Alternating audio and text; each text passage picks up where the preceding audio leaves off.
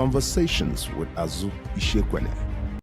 Exploring a moment that sent ripples to international diplomacy.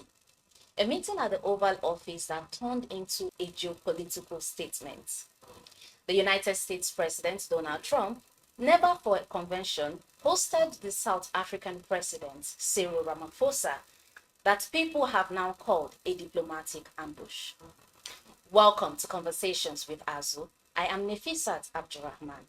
And to discuss his column titled Inside the Oval Office, Trump's New Lair is Mr. Azu Ishekwene. It's good to have you, sir. Thanks for having me, Nafisa. Thank you. So let's start with the prey in the Oval Office, South Africa.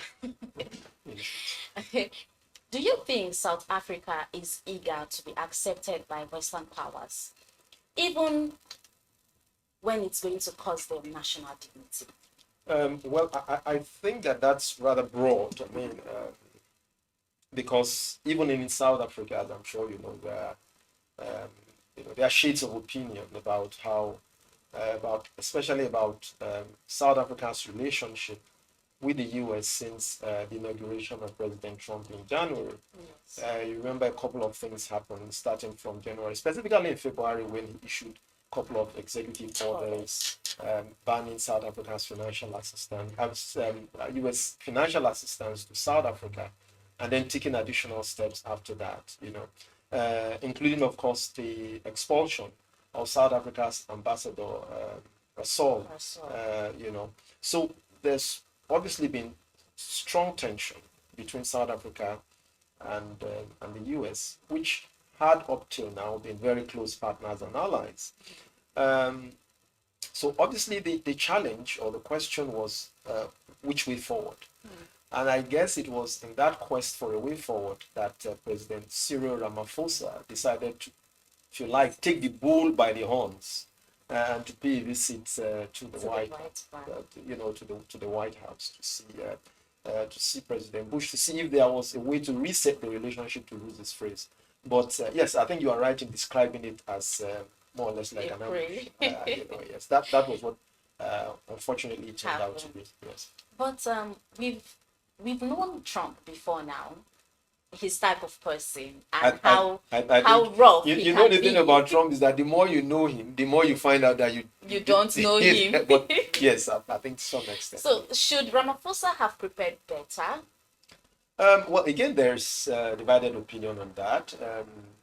There is, of course, the view in South Africa and some other parts of the continent, and indeed across the world, that Ramaphosa handled the situation with a certain measure of dignity and self-respect and restraint in the face of the ambush and the obvious rude provocation that he experienced.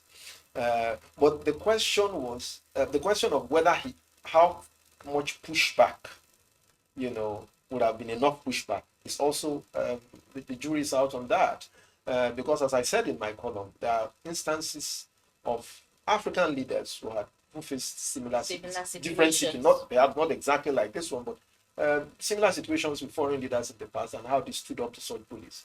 And my personal view on it, if you ask me, is that I believe that Ramaphosa ought to have been firmer in his pushback. I believe so. Yes. Until a recent article by the Ghanaian president, before now, most African presidents have kept mum, not just when they are personally attacked or ambushed, if I'm allowed to use those words. They've kept mum even in cases where certain executive orders affect their states. Do you think they are scared?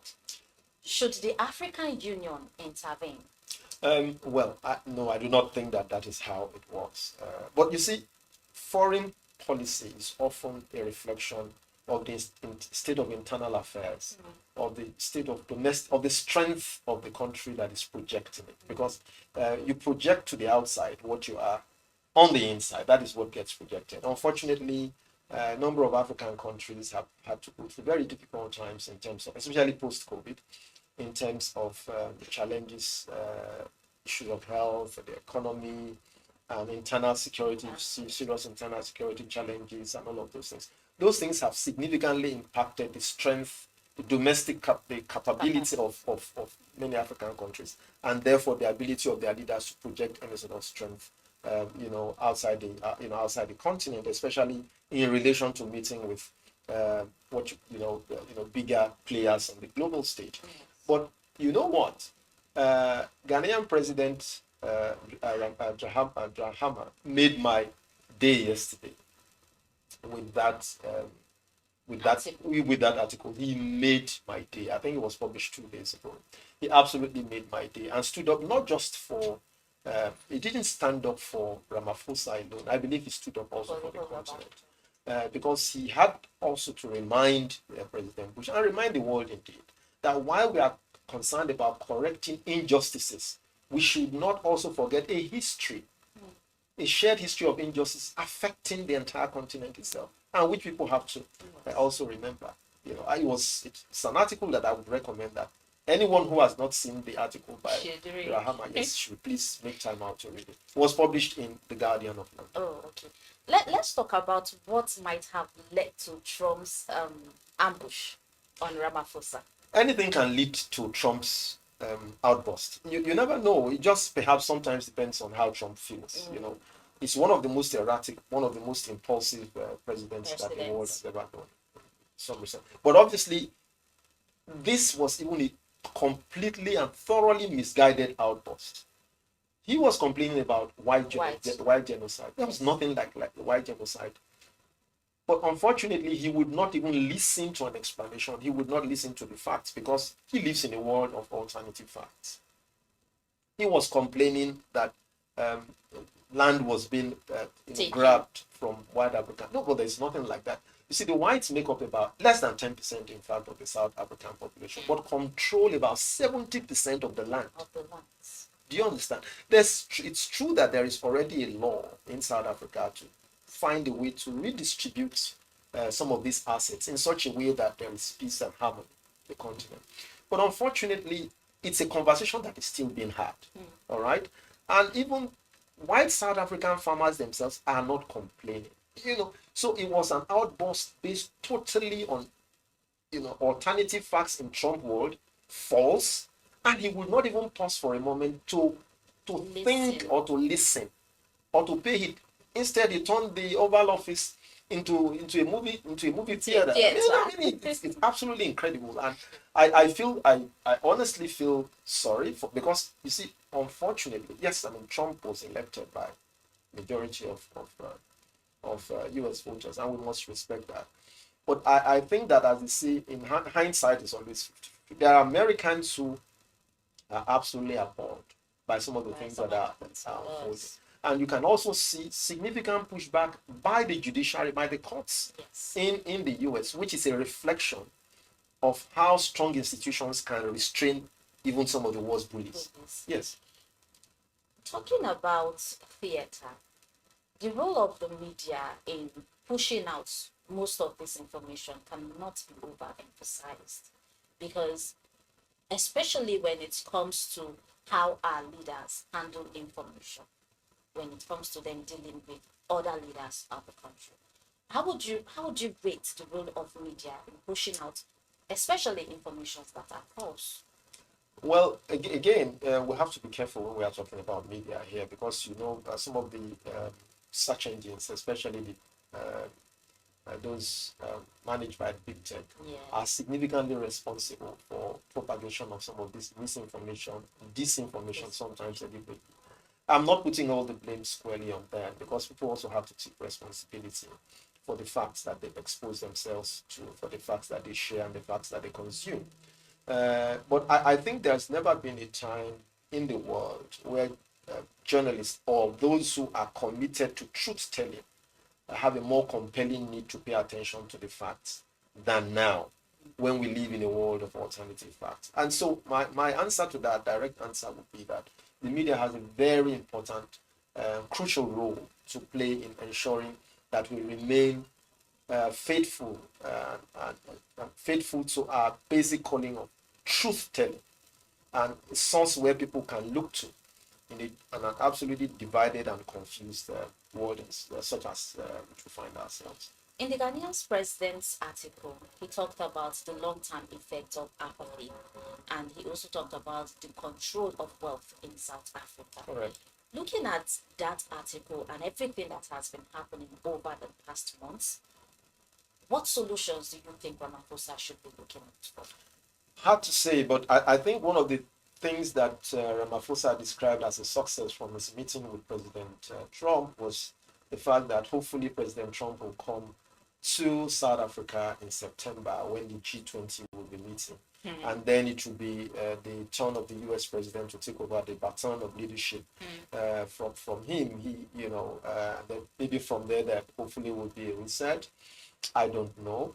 But as to the question of the lessons that African leaders, I think, you see, the great thing about about the Ghanaian president's article, which unfortunately came after my article had been published, because I was more or less like one wailing in the wilderness. Yes. Because I was Somebody really should distressed say that, something. I found it quite strange, the resounding silence across the continent, and then he spoke.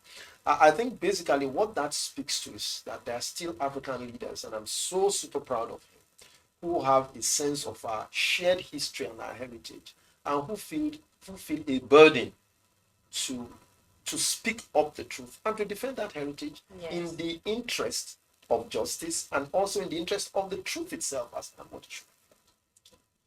I'm still going to bring Ramaphosa into this discussion because he's like the center of all this conversation. Yes, absolutely. If you were his advisor, what would you advise he do? Should he revisit the White House and try to settle the issue? Thankfully, thankfully, I'm not his advisor. I'm not his advisor. But I think in my column today, I offered my perspective. I think he's done his bit by taking the bull by the horns. Unfortunately, he was taking a bull in the China shop by the horns, which was absolutely courageous thing to do. I would not have done that as far if I were in his shoes. I probably, as I said, would have explored other diplomatic back channels to see how the matter, especially after the expulsion of the South African president, would have been resolved before showing up. But of course, it's what it is. He showed up there. I think that we will be waiting to see how, unlike Zelensky, when Zelensky, visited and had an opportunity to do another take where he tried to mend fences. I am not so sure. Ramaphosa would like to pay another visit to the White House at this time. But let's wait and see whether there is a proper readout or whether there's anything significant that will be the aftermath of his visit, not just for the benefit of South Africa, but hopefully for the benefit of the continent. Remember that Trump has said he's going to close down more embassies. Yes, he said. So it seems as if the worst is not yet, as far as Trump is concerned, happened. It seems as if the worst is not yet. But we'll wait and see. So the article mentioned Trump being influenced by tech mogul. I'm talking about nobody Elon Musk. Yes. So how does the influence of people of this category on international settings, how does it influence policy making, especially when it comes to international diplomacy? How should Africa respond to this? Well, I think the space in terms of international diplomacy is witnessing serious reset, if you like. Where before now, in the pre-Trump era, whether in his first coming or in his second term, I think the world was more used to this multipolar institution, rules-based system. That's what it's called, a rules-based system, where international law and international institutions sort of set the pace. But now we are living in a world where diplomacy is conducted on Twitter handle or Truth Social or whatever it is. I'm not saying it's a bad thing. But also, we have also seen a salience of the influence of businessmen and big tech players in that space, especially for a president like Trump, who's basically a salesman. Obviously, the company that you keep is a reflection of the sort of person that you are and how you. And Trump has, if you look at people around him, just see that they are it's more or less living in an echo chamber. So Yes. that's what it is. During the meeting, Trump presented some discredited materials to Ramaphosa. And like you said, he didn't even give Ramaphosa a listening ear. What lessons should African leaders learn from this, and how should they respond if a similar occurrence? Oh, well, before I'm sure you're probably about rounding up, let me just say this. I think that the Ghanaian president has set a good example, shown demonstration of mastery of Africa's history and legacy, which is important. Yes.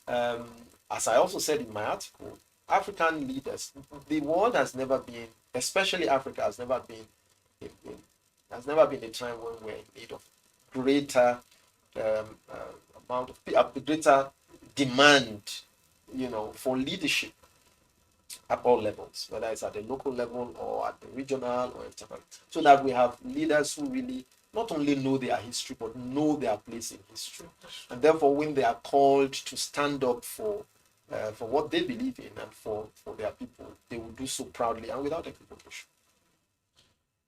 Now that we've mentioned all of this, in a state where, like you said, it's no longer about the leadership that is being led by rules of law, but we are at a state where social media has a lot of impact on the decision makers and the people that are at the receiving end of these decisions.